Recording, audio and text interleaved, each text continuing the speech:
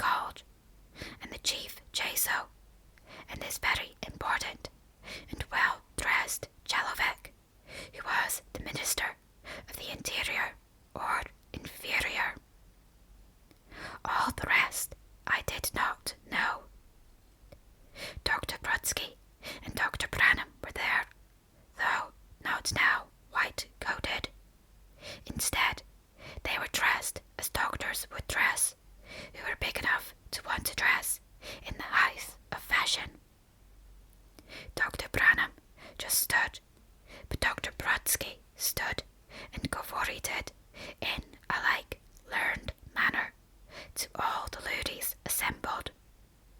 When he fitted me coming in, he said, "Aha, at this stage, gentlemen, we introduce the subject himself. He is, as you will perceive, fit and well nourished. He comes straight from a night's sleep and a good breakfast, undrugged, unhypnotized. Tomorrow we send him with confidence out into the world again, as decent a lad as you would meet on a May morning, inclined to the kindly word and the helpful act. What a change is here, gentlemen, from the wretched hoodlum in the state committed to unprofitable punishment some 2 years ago, unchanged after 2 years. Unchanged, do I say? Not quite. Prison taught him the false smile, the rubbed hands of hypocrisy, the fawning, greased, obsequious leer. Other vices it taught him, as well as confirming him in those he had long practiced before. But, gentlemen, enough of words. Action speak louder than. Action now. Observe all. I was a bit dazed by all this cavorting, and I was trying to grasp in my mind that all this was about me. Then all the lights went out, and then there came on 2 spotlights shining from the projection squares, and one of them was full on your humble and suffering narrator.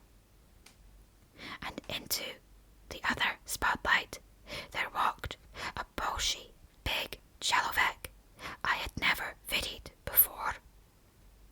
He had a lardy litzo and a moustache, and strips of hair pasted over his near bald Gulliver. He was about 30 or 40 or 50, some old age like that story.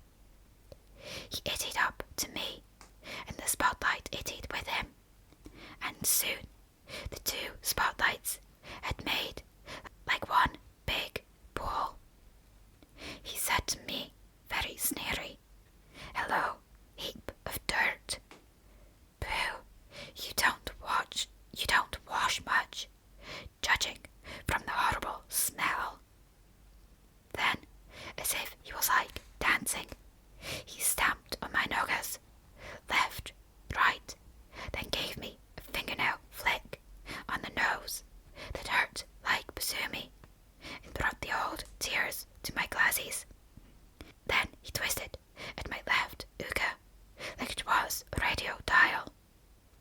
I could slushy titters and a couple of real horror show haws coming from the audience. My nose and noggahs and ear hole stung and pained like basumi, so I said, "What do you do that to me for? I've never done wrong to you, brother." "Oh," this Vec said, "I do this," flicked nose again, and that, twisted smarting earhole, and the other stamped nasty on right noggah, because I don't care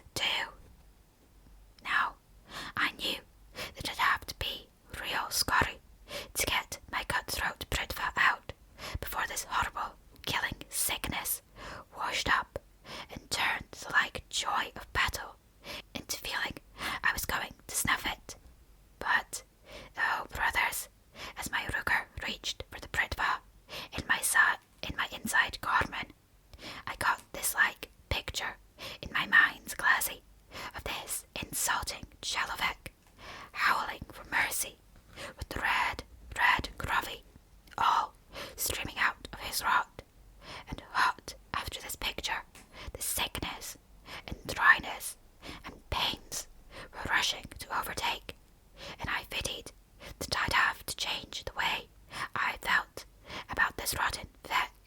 Very, very scary indeed. So I felt in my garments for cigarettes or for pretty Polly, and, oh, my brothers, there was not either of these vestiges. I said, like all howly and blubbery, I'd like to give you a cigarette, brother, but I don't seem to have any. This Vic went, wah, wah, boo, hoo, hoo, cry, baby.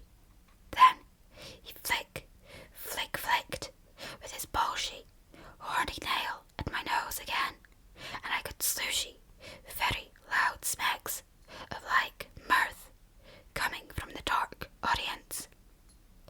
I said, real desperate, trying to be nice to this insulting and hurtful Vic, to stop the pains and sickness coming up. Please, let me do something for you, please. And I felt in my garments, but could find only my cutthroat britva. So I took this out and handed it to him and said, please, take this, please, a little present, please, have it. But, he said, keep your stinging bribes to yourself. You can't get round me that way. And he banged at my rugger, and my cutthroat britva fell on the floor. So I said, please, I must do something. Shall I clean your boots? Look, I'll get down and lick them. And, my brothers, believe it, or kiss my sharries, I got down on my knees and pushed my red yastic out 1.5 miles to lick his grasny, funny boots. But all this Vic did was to kick me, not too hard on the rot. So then it seemed to me that it would not bring on the sickness and pain if I just gripped his ankles with my ruggers tight round them, and brought this grasny bratchny down to the floor. So I did this, and he got a real bolshy surprise, coming down crack amid loud laughter from the funny audience. But fitting him on the floor, I could feel the whole horrible feeling coming over me. So I gave him my rugger to lift him up, scary, and up he came. Then, just as he was going to give me a real nasty and earnest toll-chuck on the litso, Dr. Brodsky said, all right, that will do very well. Then this horrible Vic sort of bowed and danced off like an actor, while the lights came up on me, blinking, and with my rot square for howling. Dr. Brodsky said to the audience, our subject is, you see, impelled towards the good by, paradoxically, being impelled towards evil. The intention to act violently is accompanied by strong feelings of physical distress. To counter these, the subject has to switch to a diametrically opposed attitude. Any questions? Choice, rumbled a rich, deep Golos. I pitied it belonged to the prison Charlie. He has no real choice, has he? Self-interest, fear of physical pain drove him to that grotesque act of self-abasement. Its insincerity was clearly to be seen. He ceases to be a wrongdoer. He ceases also to be a creature capable of moral choice. These are subtleties, like smiled Dr. Brodsky. We are not concerned with motive, with the higher ethics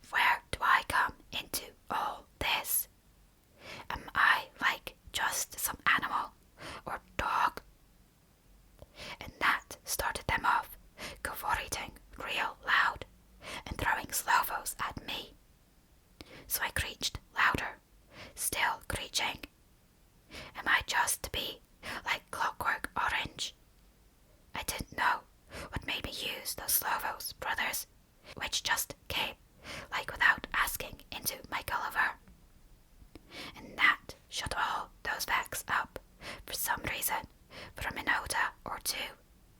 Then one very thin, starry professor type jellyfish stood up, his neck like all cables, carrying like power from his cover to his plot, and he said, "We have no cause to grumble, boy. You made your choice, and all this is a consequence of your choice. Whatever now ensues is what you yourself have chosen." And the prison Charlie screeched out, "Oh, if only I could believe that." And you could pity the governor, give him a look, like meaning that he would not climb so high in like prison religion as he thought he would. Then loud arguing started again, and then I could Slushy the Slovo love being thrown around. The prison Charles himself screeching as loud as any about perfect love. Casteth out fear and all that cal. And now Dr. Brodsky said, smiling all over his litso, "I am glad, gentlemen, that this question of love has been raised. Now we shall see in action a manner of love that was thought to be dead with the Middle Ages." And then the lights went down and the spotlights came on again.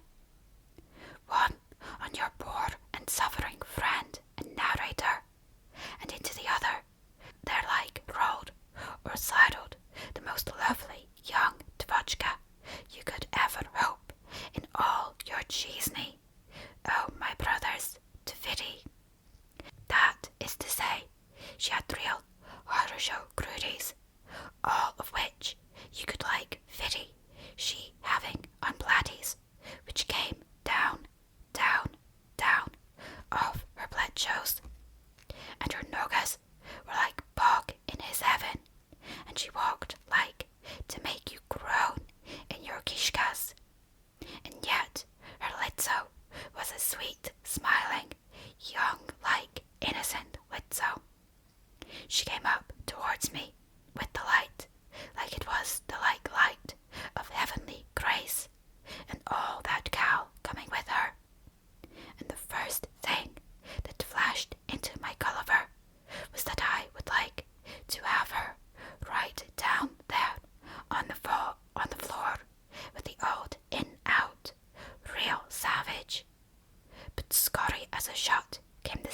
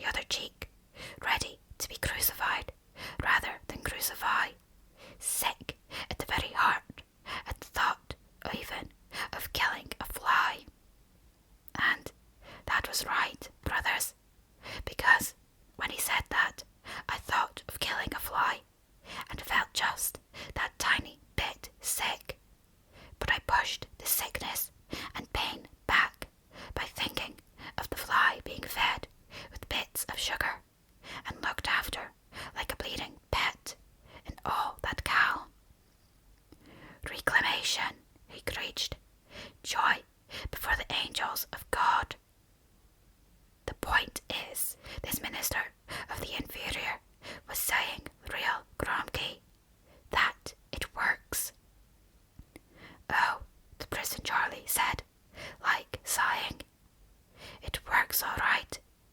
God help the lot of us. Part 3. Chapter 1.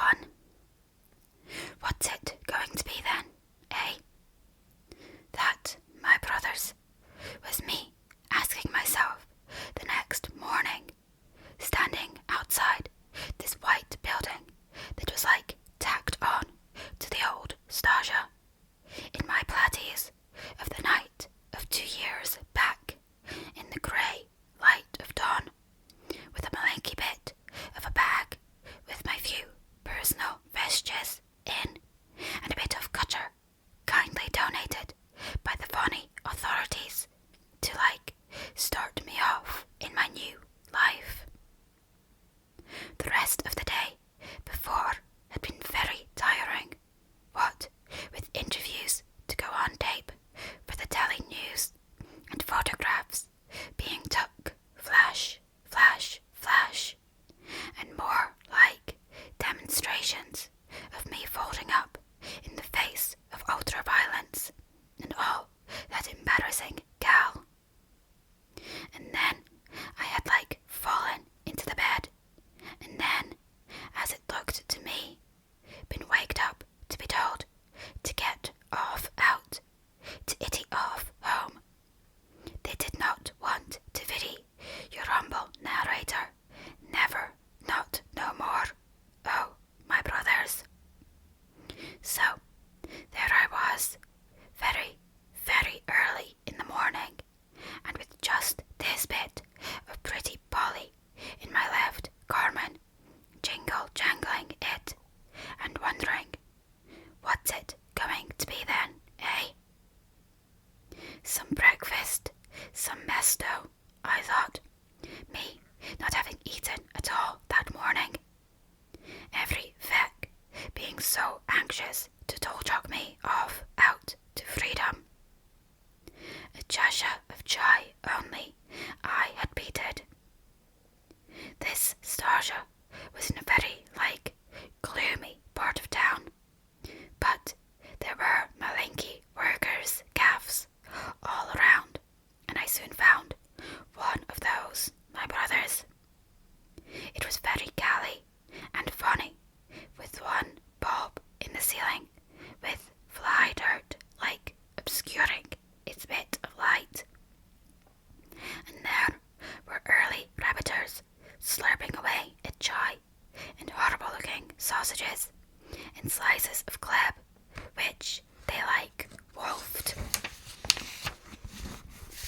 Going wolf, wolf, wolf, and then screeching for more. They were served by a very galley devotchka, but with very bolshy grudies on her, and some of the eating fecks tried to grab her, going ho, ho, ho, while she went he, he, and the sight of them near made me want to sick, brothers. But I asked for some toast and jam and chai very politely,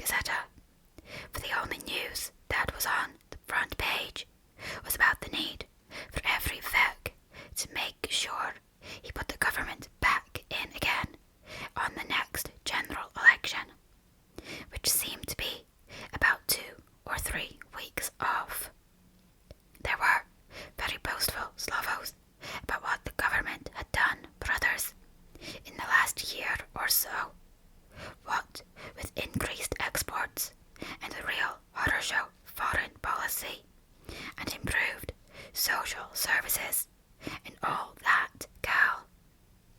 But what the government was really most boastful about was the way in which they reckoned the streets had been made safer for all peace-loving, night-walking loonies in the last 6 months. What with better pay for the police, and the police getting like tougher with young hooligans and perverts and burglars and all that gal, which interested your humble narrator some deal. And on the second page of the Gazetta there was a blurry like photograph of somebody who looked very familiar, and it turned out to be none other than me. I looked very gloomy and like scared, but that was really with the flashbulbs going pop, pop all the time. What it said underneath my picture was that here was the first graduate from the new State Institute for Reclamation of Criminal Types, cured of his criminal instincts in a fortnight only. Now a good, law-fearing citizen and all that cow. Then I pitied there was a very boastful article about this Ludovico's technique and how clever the government was and all that cow. Then there was another picture of some feck I thought I knew, and it was this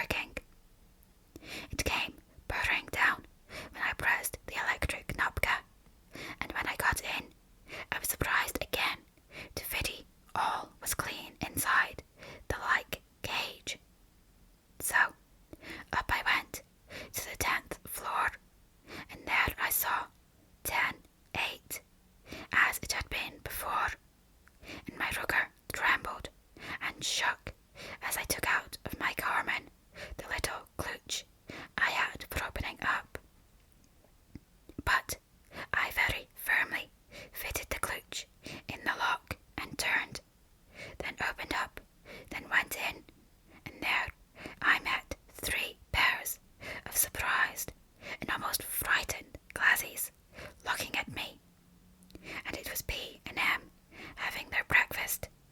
But it was also another Vec that I had never fitted in my cheesney before. A bolshy, thick Vec in his shirt and braces, quite at home, brothers, slurping away at the milky chai and munching at his eggy wag and toast. And it was this stranger Vec who spoke first, saying, "Who are you, friend? Where did you get hold of a key? Out before I push your face in. Get out there and knock. Explain your business, quick." My dad and mum sat like petrified, and I could pity they had not yet read the Gazzetta. Then I remembered that the Gazzetta did not arrive till Papa had gone off to his work. But then Mum said, "Oh, you've broken out. You've escaped. Whatever shall we do? We shall have the police here. Oh, oh, oh. Oh, you bad and wicked boy, disgracing us all like this." And, believe it or kiss my sharries, she started to go boo-hoo. So, I started to try and explain. They could ring up the Stasha if they wanted. And all the time, this stranger Vec sat there, like frowning and looking as